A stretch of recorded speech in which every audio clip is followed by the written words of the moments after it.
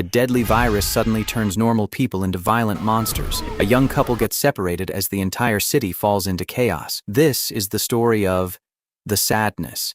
The movie takes place in Taipei. It follows a young couple named Jim and Kat, who spend their days together like any normal couple in love. One morning, shortly after they wake up, Kat reminds Jim to get ready. She needs him to take her to the station because she has an important meeting at her company headquarters. While getting ready for the day, they casually talk about their long-awaited vacation. Kat has been working very hard and carefully planning her schedule. After a lot of effort, she finally managed to get some time off from work. However, Jim then tells her that he has received a job offer from a German company. They want him to work as a photographer for a major advertising project. Unfortunately, the project will probably happen during the same time as their planned vacation. Kat is clearly disappointed when she hears this. She had worked so hard just to get a chance to spend some peaceful time with Jim. For Kat, spending time together is very important. She also knows that Jim has been struggling to find a stable job recently, which makes the situation even more difficult. Jim realizes that his words have upset her, so he quickly apologizes. He promises that he will talk to his employer and try to change his work schedule. Although they have a small argument, it is clear that they still care deeply about each other. Their relationship is filled with warmth and understanding. While getting ready, Jim briefly watches a news video on YouTube. The video shows a discussion between a television host and a virologist. During the discussion, the doctor warns people about a virus called alvin. For a long time, the alvin virus has been considered no more dangerous than an ordinary flu. However, the doctor explains that his research shows the virus could mutate into something much more dangerous. Despite his warning, many people do not take him seriously. Some believe that the danger is being exaggerated because certain groups have their own interests. Others believe that discussions about the virus are being used as political tools before the upcoming election. Jim does not pay much attention to the report. He is more focused on his own problems and his plans with Kat. Soon, strange things begin happening around him. When Jim looks outside the apartment, he notices an elderly woman behaving in a very strange way. Something about her actions makes him uncomfortable. But just as Jim hears Kat calling his name, he briefly turns away. When he looks back, the elderly woman has completely disappeared. Jim finds it strange, but he decides not to think about it. He simply assumes that it was nothing important. A short time later, Jim notices that his neighbor appears to be suffering from a very serious flu. The man's condition looks terrible. Jim tells him that he should go to the hospital immediately. However, the neighbor simply laughs at Jim's concern. He says that all the news about viruses and outbreaks is just nonsense. According to him, the media and the government deliberately exaggerate pandemics and virus-related problems. He believes they do this because they want to gain certain advantages. After getting everything ready, Jim takes Kat to the station on his motorcycle. On the way, they see a strange disturbance on the road. Several police officers are trying to arrest a man who has violently attacked another person. Jim and Kat are confused by what they see. The man's behavior seems extremely unusual. Still, they assume that it is simply a normal criminal incident. When they reach the station, Jim says goodbye to Kat as usual. Before she leaves, he promises that he will always protect her, no matter what happens. His simple promise makes Kat smile. After saying goodbye, Jim plans to continue with his normal day. But as he rides back, he begins to notice that something feels wrong. The atmosphere around the city seems to be getting stranger by the minute. The police officers who were dealing with the earlier disturbance are suddenly nowhere to be seen. Their patrol car has been abandoned on the road. Its doors are still left open. Jim senses that something is seriously wrong, but instead of investigating, he continues on his way.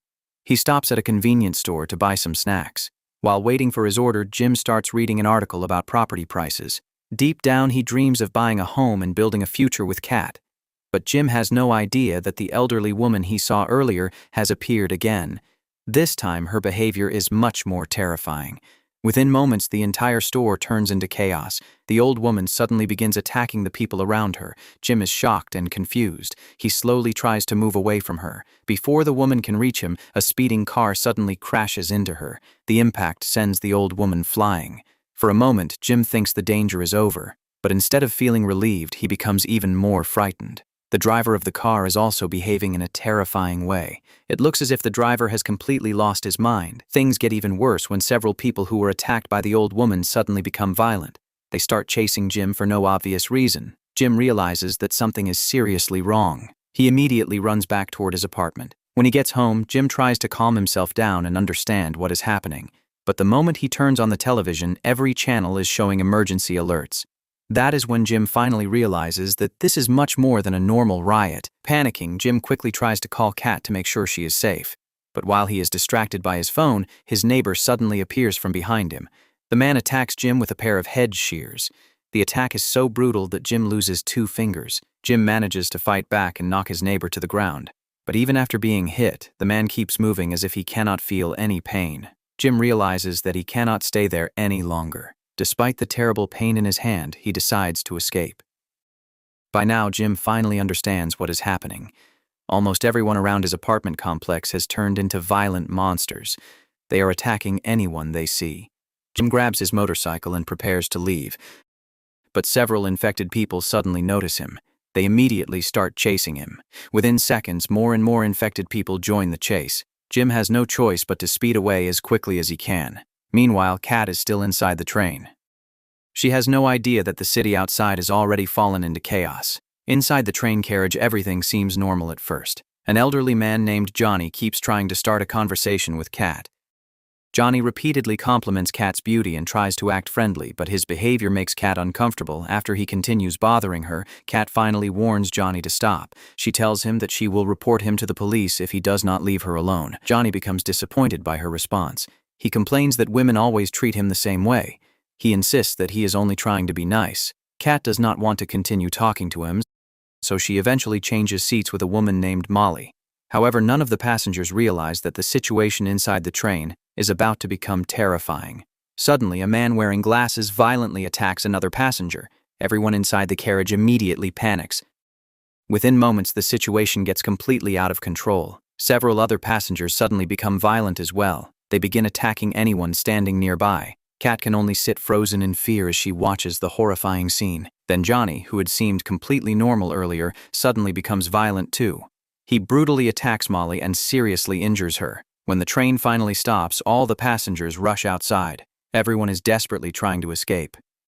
Amid the chaos, Kat decides to take Molly away from the crowd. She believes that crowded places are even more dangerous. But Kat and Molly do not realize that Johnny has noticed where they are going. He immediately starts following them.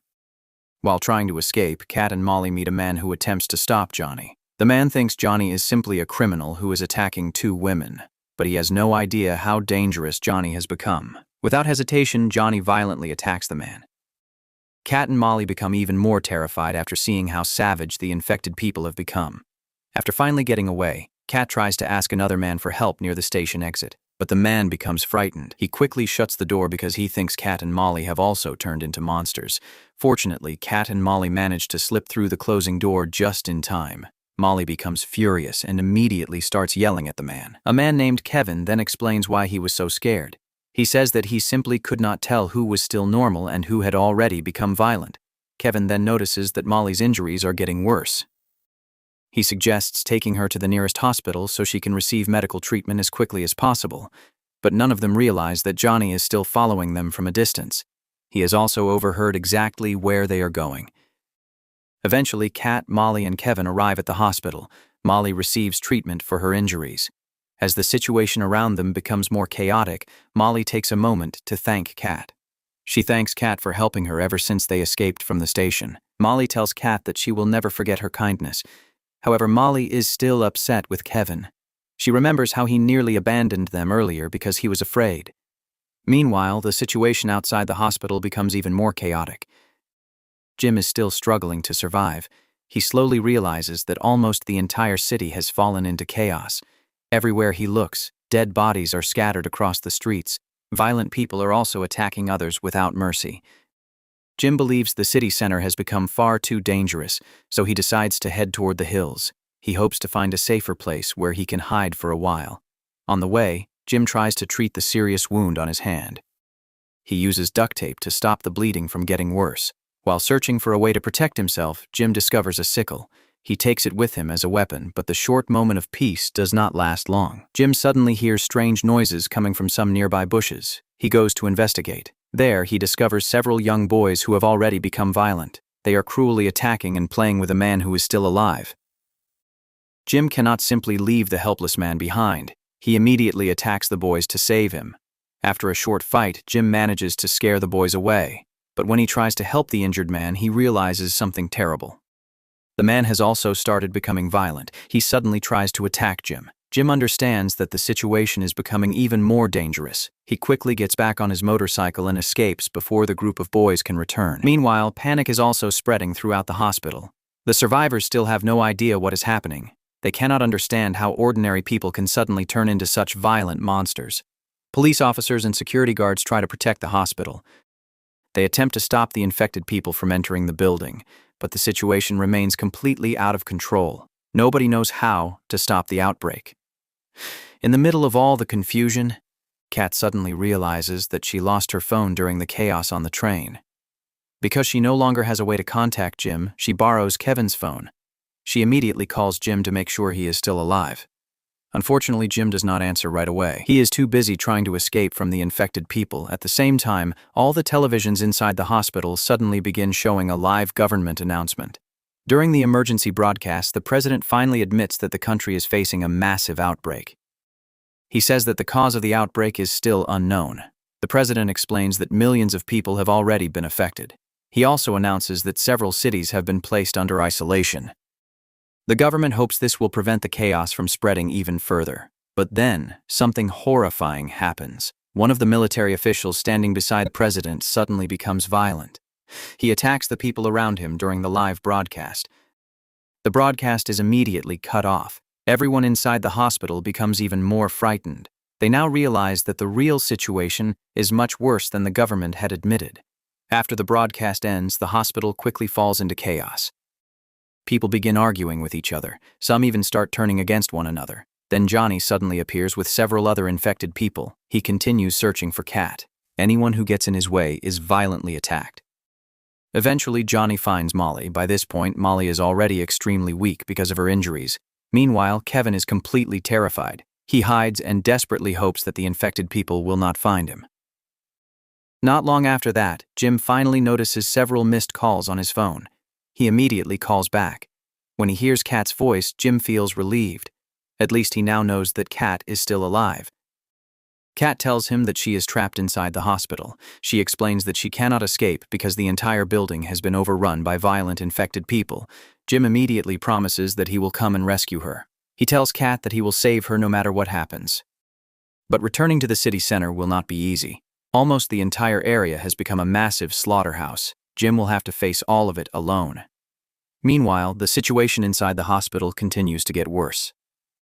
Kevin tries to escape from the infected people, but he suddenly runs into Molly again.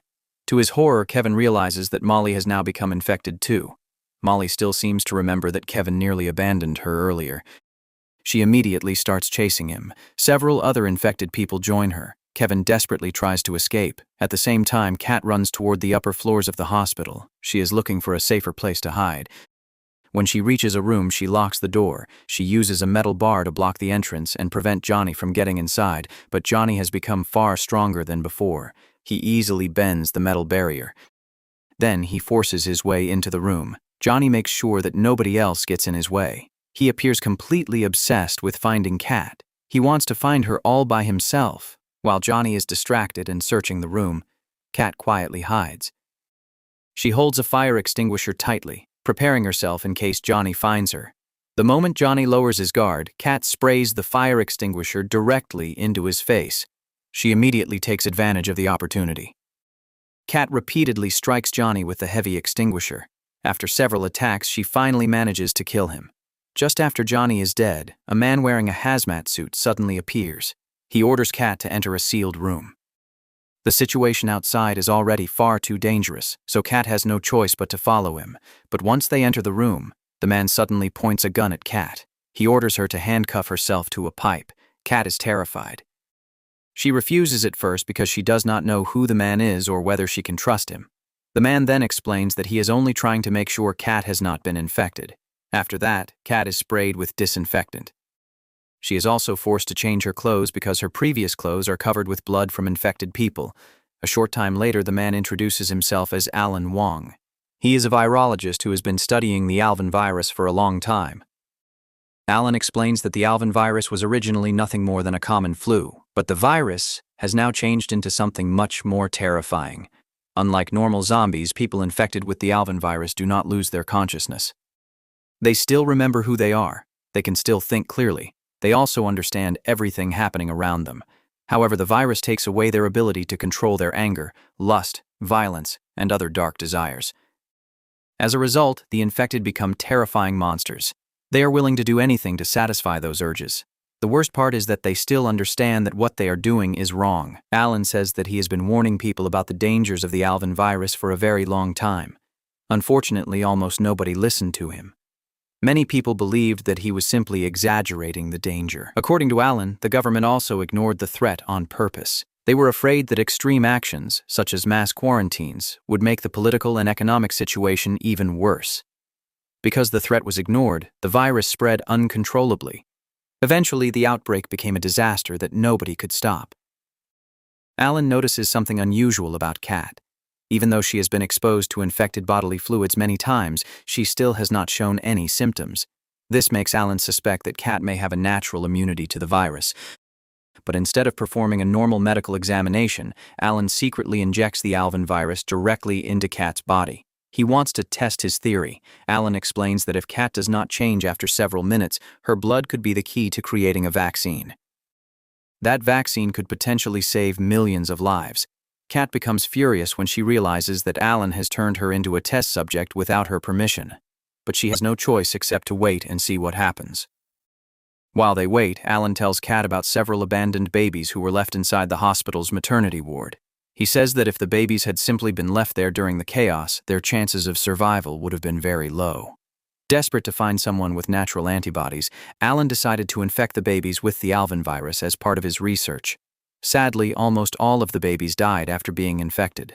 Only one infant survived slightly longer before eventually turning into an infected person as well. Even after everything that happened, Alan still believes that his actions were the most logical way to search for a solution. He believes he was trying to find hope for the remaining survivors. While Alan is distracted, Kat secretly manages to send a message to Jim. She tells him that she is trapped inside a room on the 8th floor. At the same time, Alan receives news that a rescue helicopter will soon arrive on the hospital rooftop. Kat still has not shown any signs of infection after being injected with the virus. Because of this, Alan becomes even more convinced that her body is naturally immune.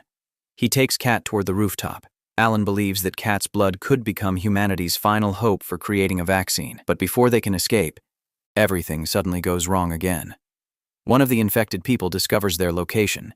The infected person attacks Alan. Alan suffers a serious injury to his leg. He can barely walk. Kat is forced to help him move toward the rooftop before more infected people arrive. Meanwhile, Jim finally reaches the hospital. He has survived a long and terrifying journey to get there. But Jim does not realize that the Alvin virus has already started affecting him. He is still fully conscious. He still remembers Kat. He also remembers the promise he made to rescue her. But slowly, his mind becomes filled with violent urges. Alan realizes what is happening and tries to shoot Jim. However, Jim attacks Alan before he can stop him. Alan becomes a victim of Jim's violence. Terrified, Kat quickly locks the gate leading to the rooftop. She uses the key she received from Alan. Jim is now trapped on the other side. He keeps calling out to Kat. He begs her to open the gate. Kat can only cry as she watches the man she loves slowly transform into something else. In the middle of this terrifying situation, Kat asks Jim what he feels after becoming infected with the Alvin virus. Jim explains that everything changed when he heard Kat's terrified voice on the phone. At that moment, he felt like his life finally had a purpose again. That purpose was finding Kat. But his love for her has now become something horrifying. His desire to be with Kat has turned into a desire to hurt the person he loves most. Jim admits that if he catches Kat, he wants to torture her and devour her alive. Kat is horrified by his words. She can only cry as she realizes that the man standing in front of her is no longer the Jim she once knew. All the dreams they shared are now gone. Even their long-awaited vacation will never happen. A few moments later, Kat hears a helicopter approaching the hospital. She immediately runs toward the rooftop. Jim, now completely consumed by the virus, can only watch as Kat disappears from his sight. Kat manages to escape, but her future is still uncertain. Alan has believed from the beginning that Kat may be naturally immune to the Alvin virus. If his theory is correct, Kat could become an important research subject for developing a vaccine. She may even become humanity's last hope for stopping the outbreak. And with that, the story comes to an end.